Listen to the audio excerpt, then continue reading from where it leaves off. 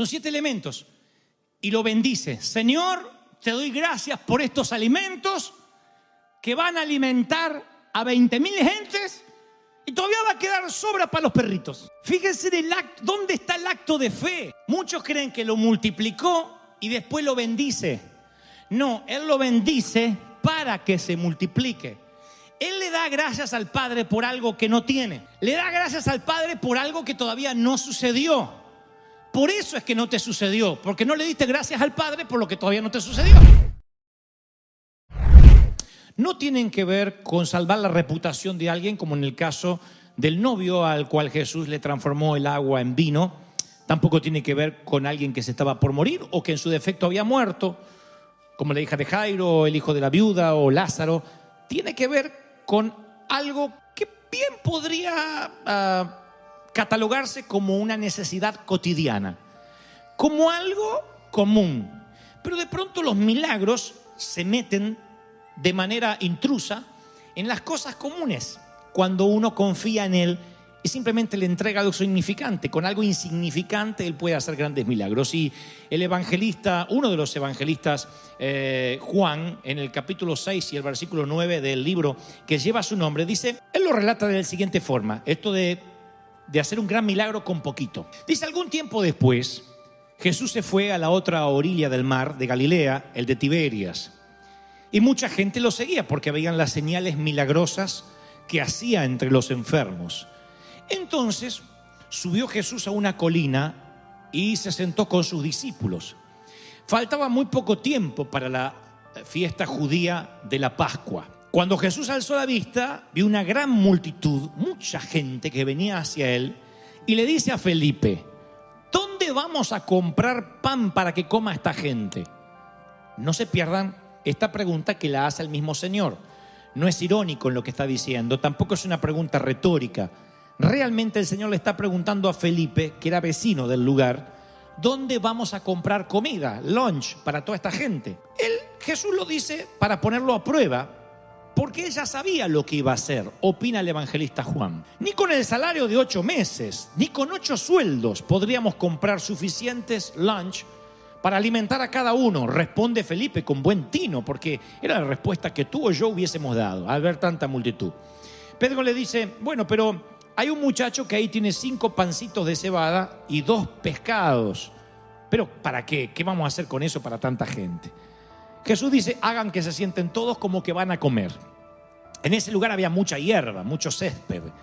Así que se sentaron y eran 5.000 los varones. Jesús levantó los pancitos y los pescados, dio gracia y lo distribuyó entre todos los que quisieron y estaban sentados. Lo mismo hizo con los pescados. Una vez que todo el mundo quedó satisfecho, que comieron bien, que se llenaron, dijo Jesús, ya que voy a hacer el milagro de la multiplicación, que sobre algo para el perrito también. Recojan los pedazos que sobraron, no quiero que se desperdicie nada. Así que lo hicieron.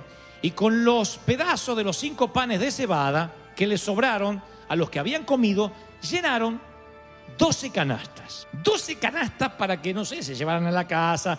Jesús cuando multiplica no es solo para el momento, te va a multiplicar para que tengas al otro día, para que pongas en el freezer, para que invites a la suegra. Increíblemente Dios hace esos milagros. El punto central del milagro de Jesús es que alimenta, según las Escrituras, 5.000 personas con 5 panes y 2 peces. Juan dice, le pone un título, o por lo menos los escribas le pone un subtítulo a la historia y dice, Jesús alimenta a los 5.000. Pero la misma historia dice que había 5.000 hombres. Y eso no era un congreso machista. Había hombres, mujeres y niños. Así que yo creo que entre hombres, mujeres y niños bien pudieran haber unas 20.000 personas. 20.000 personas, 15.000, 18, partamos la diferencia, hagamos un promedio, había 20.000 gentes ahí.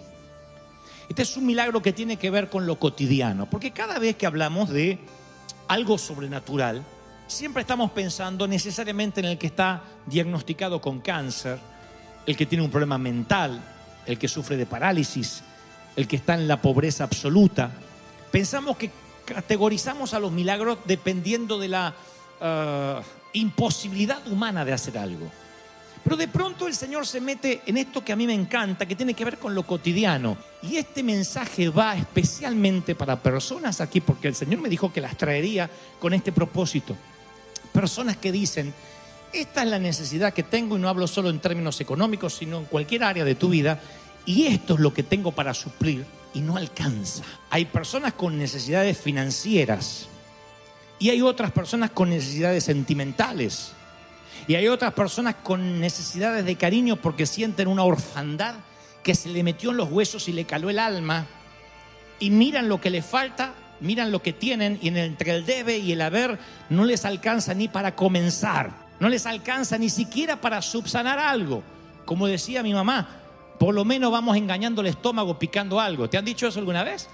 No está la comida, pero pica algo para engañar el estómago. Yo jamás le pude mentir al mío. Y a veces, cuando tenemos el debe y el haber y hacemos un balance, nos damos cuenta que ni siquiera podemos engañar el estómago. Ni siquiera podemos decir, bueno, puedo pagar una parte. Nada. Este mensaje va dirigido para los que sienten que la montaña es demasiado alto para escalar, la enfermedad es demasiado grave para afrontar, la deuda es demasiado heavy o demasiado pesada para que puedas decir, voy a sacar adelante y tarde o temprano voy a salir de esta situación. Y los intereses te comen y los acreedores te persiguen, y ya a veces ni siquiera quieres contestar el teléfono, porque cuando ves un teléfono desconocido y un área que no te es familiar, no quieres atender porque sabes lo que escucharás del otro lado. Palabras como collection, palabras como tiene que pagar, último plazo, intereses que crecen, y sientes literalmente lo que Simón cuando dijo, ¿qué vamos a hacer entre tanta gente con tan poquito? El Señor alimenta de hecho a 20,000 personas con 5 panes y 2 peces. Los alimenta con eso, tan poquito, porque el niño tiene algo de lo cual Jesús puede hacer un milagro. Mi pregunta es, si nadie hubiese tenido una loncherita, si no hubiesen estado los pececitos y los panes, ¿el Señor podía alimentar a esa multitud? Sí, Él podía crear un pez de la nada. Pero cuando uno ve a lo largo de todas las Escrituras cómo Jesús operaba los milagros, siempre le pide a alguien que entregue lo que tiene, que haga algo para que Él pueda hacer lo sobrenatural. Siempre. No sé por qué, pero ustedes van a ver milagro por milagro y van a ver que, por ejemplo, Él está frente a la tumba de Lázaro y les pide, corran la piedra. Yo diría, si no tienes poder, Señor, para correr la piedra, mucho menos para resucitar a mi hermano. Mínimo haz algo como a los Superman, la piedra se y sale el muerto de adentro. Pero Jesús está pidiendo, aunque sea a esas hermanas que dudaron, un único, si acaso un último acto de fe. Corran la piedra. Y entonces Él da la orden, Lázaro, sal fuera. ¿Qué creen? ¿Que porque estaba la piedra Lázaro no lo iba a escuchar? Estaba muerto. Lázaro no lo tenía que escuchar detrás de la piedra, lo tenía que escuchar detrás de la eternidad, detrás de la muerte. La voz de Cristo iba a traspasar el cosmos, el espacio y el tiempo, y se iba a ir a un lugar que era el seno de Abraham, y tenía que escuchar de allí la voz del Eterno llamándolo. No era la piedra lo que le impedía. Jesús no tenía un impedimento en la piedra, la gente la tenía, las hermanas de Pedro la tenían, de Lázaro la tenían, porque si ellas se negaban a correr la piedra, si las hermanas de Lázaro se negaban a decir no la correremos, el milagro nunca hubiese ocurrido. Jesús sana a un paralítico que bajan desde el techo 4 amigos, en lo que yo creo que fue el primer elevador de la historia. Lo bajan y dicen, nunca he visto tanta fe. Le perdona los pecados y le dice, toma tu camilla y vete. Pero Jesús no sabía que ese paralítico estaba afuera. En su omnisciencia no pudo haber dicho, hay un paralítico afuera que no puede entrar, no se molesten en romper el techo, ya está sano allá afuera. Sí podía haberlo hecho. ¿Por qué permite que abran un agujero en el techo? Yo siempre digo, ¿qué tal si tocaban una viga de esas que sostiene todo el techo y se cae amigos paralíticos y se mueren todos los que estaban adentro? Oye, tiene ahí a un ciego y lo manda a lavarse a un estanque. No puede sanarlo así nomás. Siempre Jesús está pidiendo algo. En este caso, le traen a Él la viandita o la loncherita del niño, y ese acto del niño de dar, lo único que tenía fue el catalizador del milagro, porque si ese niño no hubiera compartido sus panes y sus peces, no habría habido un milagro de multiplicación. Así que lo primero que yo entiendo y aprendo de esta historia es que si quieres que Dios te bendiga a lo grande, No esperes que lo haga si no le das lo poquito que tienes. Eso que tú dijiste, ¿y qué voy a hacer con esto? Entregárselo al Señor. Si no se lo entregas, no va a haber multiplicación. Ahora tú me dices, pero teológicamente Dios podría multiplicarme sin yo darle nada. Claro que sí, pero cada vez que voy a las Escrituras, Él pide que le des algo. Un pequeño acto de fe, algo. Si tú dices, ¿y qué le voy a dar al Señor? $5 es una vergüenza. Si no le das los $5, no tendrás multiplicación. En el mundo natural, si tú das, te quedas con menos. Por eso muchos no les cuesta diezmar, porque dice, si ya me va mal, si le saco el 10% me va a ir peor. A mí me lo dijeron así. Si con 100 no me alcanza, me dice el pastor que para que me alcance me quede con 90. ¿Está loco? Algunos quieren que Dios le dé un diezmo. Otros empiezan a especular. Bueno, ¿el diezmo de qué? Después que le pago al IRS, del bruto, del neto. No, del bruto que pregunta esas cosas. Porque cuando Dios te bendice y te da lo que no tenías, tienes que diezmar. De allí que viene la bendición. Pero nunca Dios te va a bendecir si no entregas un poquito lo que tienes. Hablo de dar, porque es la única manera en que Dios nos puede dar. Si nosotros no entregamos la loncherita, Dios nunca va a hacer un milagro de multiplicación, un milagro de cálculos mayores. A veces tienes que dar lo único que tienes, lo poco que tienes para experimentar ese milagro. Pero cuando la cabeza se interpone en el camino del corazón, cuando decimos no, lo razono y no tiene sentido, es así cuando nos perdemos el milagro. Yo imagino que el niño le dice, yo tengo esto, la loncherita que mi mamá me preparó para mí. Creo que fue la única mamá pensante de los 20.000 que había ahí, ¿eh? ¿A dónde vas, nene? Voy a escuchar el sermón de Jesús. Llévate unos pececitos y unos panes. No sea que se alargue el sermón, ese medio predicador larguero como los argentinos, a ver si se larga. Llévate la loncherita. Menos mal que hubo una mamá previsora que le puso la mochilita al nene. Y entre toda esa gente hay alguien que tiene una mochilita. Y cuando Dios hace la multiplicación excede la suma de todos los componentes, porque hay alguien que sí le cree al Señor. Pero yo pienso que el niño habrá dicho, tengo esto, y alguno de los discípulos habrá dicho, no, es una gota en el medio del mar. ¿Qué tienes que el Señor te está pidiendo hace tiempo y no se lo estás dando porque consideras que eso no va a marcar ninguna diferencia? Yo te aseguro que muchas de tus actitudes han tocado por efecto dominó a una multitud. Nunca sabes a quién estás siendo de bendición. Simplemente si te lo guardas y te ocultas la loncherita, te quedarás sin el milagro de la multiplicación. Esa es la ley de la medida. Todos los días hay que entregarle la loncherita. ¿Es cansado? Y sí, es cansado. Porque uno tiene otra idea de prosperidad. Uno tiene la idea de que una vez uno hace un pacto y ya está, te hace rico para siempre. Eras Trump, eras Donald Trump. Ya está. ¿Y cómo te hiciste millonario? Y un día le entregué al Señor una linda ofrenda de como de $1,000 y a partir de ahí Dios me bendijo. No, es una ley de siembra y de cosecha. Todos los días tienes que entregar tu loncherita. Todos los días. ¿Qué es lo que tienes? ¿Qué es lo que sabes hacer? ¿Qué es lo que tú sabes hacer? ¿Qué le puedes entregar al Señor? A lo mejor no puedes entregar dinero, pero insisto, puedes entregar tiempo, talento, puedes hacer algo.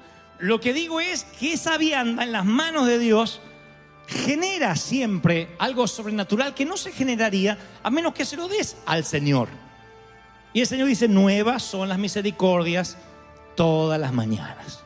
Luego dice el Señor, hagan que se sienten todos. Eso es una orden que todo el mundo va a comer. Y aquí viene lo más importante del milagro.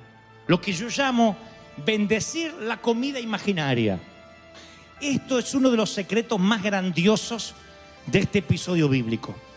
Porque Jesús dice que se siente en todo el mundo, que todo el mundo va a comer y bendice el alimento imaginario.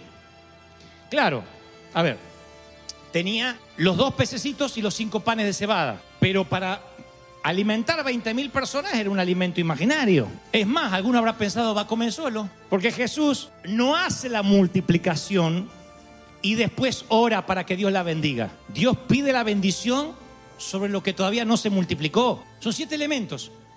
Y lo bendice. Señor, te doy gracias por estos alimentos que van a alimentar a 20.000 gentes y todavía va a quedar sobra para los perritos. Fíjense dónde está el acto de fe. Muchos creen que lo multiplicó y después lo bendice. No, Él lo bendice para que se multiplique. Él le da gracias al Padre por algo que no tiene. Le da gracias al Padre por algo que todavía no sucedió. por eso es que no te sucedió, porque no le diste gracias al Padre por lo que todavía no te sucedió. ¿Cuántos solteros hay acá? Levánteme la mano los solteros con deseo de dejar de serlo. Ahí bajaron la mano. ¿Qué está mal? ¿Cuántos solteros hay? Levanten la mano porque los voy a nombrar. Ahí está. Miren, no tienen que responder, pueden bajar la mano. ¿Cuántos de ustedes ya le dieron gracias a Dios por el príncipe que Dios te mandó, por la princesa que Dios te dio? Tú dices, ¿cuál si es un sapo? Pero tal vez sea un sapo porque no agradeciste por el príncipe que Dios te dio. Por eso sigues viendo sapos. Queremos que venga la multiplicación primero para luego bendecir y agradecer. Así agradece cualquiera. El agradecimiento es agradecer, valga la redundancia, por lo que todavía Dios no hizo. Ese era el diezmo en el antiguo Israel. Era obediencia al diezmo. No tenían que hacer cálculos en Israel para hacer el diezmo. Porque jamás en Israel levantaban la cosecha y separaban el 10% como hacemos nosotros. Primero cobramos el salario para después diezmar, y algunos están pensando si diezman del bruto o del neto. ¿Saben lo que hacían en el antiguo Israel? Los agricultores nunca esperaban recoger toda la cosecha para ver cuánto recogían y después llevarle el 10% al Señor. Le daban lo que llamaban las primicias, los primeros frutos. O sea, la primer cosecha que aparece se cosechaba a raíz y se lo llevaba al templo. ¿Qué sabían si iban a seguir cosechando? Bueno, el sentido común de un agricultor dice, si así se levanta una cosecha, vamos a seguir cosechando. Y si mañana viene una helada, y si mañana llueve y se pudre toda la cosecha, y toda la primera cosecha que pudo haber alimentado mi familia ya la llevé al templo. Es que el diezmo era una cuestión de fe. Primero le daban al Señor la primicia y después cosechaban el resto de sus cultivos. Y al dar el 10% antes de saber cuánto iban a tener, estaban poniendo a Dios como prioridad. Estaban diciendo, queremos experimentar lo milagroso. Señor, no nos vas a fallar. Se levantaban a la mañana, una gran cosecha, la sacaban toda y al templo. Eso se llamaba primicias. Es como que tú estás esperando conseguir un empleo, Dios te lo da y el primer salario se lo entregas al Señor sin saber si mañana te van a despedir o sin saber si vas a conservar el salario, porque no firmaste un contrato de que vas a estar 10 años en esa compañía. Pero tú, en fe, dices, yo le voy a dar al Señor para que Él entre en la ecuación de mi vida. Ese era el milagro del diezmo de Israel. Le dan a Dios lo que le corresponde y Dios no es deudor de nadie. Si le das a Él tus panecillos y tus peces, Él te va a multiplicar. Alguien tiene que decir amén. Ese es el milagro. Entonces tienes que dar gracias a Dios por la comida imaginaria. Señor, gracias porque me has bendecido con este sueño. Si estás estudiando, tienes que darle gracias a Dios por tu graduación. Tienes que darle gracias a Dios por las personas con las que Él te va a conectar y te va a sentar. Antes de que ocurra el milagro, para acceder a la multiplicación. Yo recuerdo en nuestra congregación, no, en realidad no era nuestra congregación, sino que él vino a predicar a nuestra congregación. Un pastor que tenía solo una bicicleta, pero él le había pedido a Dios un auto. Y él decía, yo sé que con el auto voy a poder servir mejor al Señor. Eran tiempos donde tener un auto en Argentina era para potentados, aunque sea el auto que sea. Entonces él solamente podía tener la bicicleta, pero un día juntó dinero y compró un volante. Y él iba, cuando le invitaban a predicar, con su volante. Decía, me lo tiene, como decía, me lo estaciona. Y el ujier le tenía el volante y él predicaba. Y decía, y ahora me voy en mi Camry, mi Toyota. Pero que tenía nada más el volante. Pero él nunca dijo, oren por el resto del auto. Él siempre decía, hermano, den gracias a Dios, porque así como Dios me dio a mí un auto, así Dios te lo va a dar. Y todos a veces querían conocer el auto de él y él tenía el volante nada más. Algún soltero tiene que entender el mensaje que Dios está hablando hoy. ¿Por qué no agradece por el empleo que Dios te va a dar? ¿Por qué no dice, me voy a preparar, voy a hacer cursos porque voy a tener que hablar con gente muy importante? Dios te va a dar cuando realmente te obedezcas el mandamiento, te sientes a comer. Si no obedeces el mandamiento, que se sienten a comer y no te sientas a comer y te pones la servilleta, no va a haber milagro. Tienes que creerle al Señor. Tu milagro ya ocurrió. Tu milagro ya pasó, ya ocurrió. La multiplicación ya ocurrió. ¿Sí o no? ¿Lo cree? Ya ocurrió. y también me gusta que dice, cuenten lo que sobró. Y así lo hicieron, y con los pedazos de los 5 panes de cebada que les sobraron a los que habían comido, llenaron 12 canastas. Yo no creo en el evangelio de la prosperidad, porque no tiene que ver el Señor para que tu estándar de vida sea mejor. El Señor se mete en tu vida para que puedas dar, para que puedas ser de bendición. El objetivo de la vida es almacenar tesoros en el cielo. Ese es el dividendo eterno. Y el Señor te quiere prosperar para que tú des. Eso fue lo que ocurrió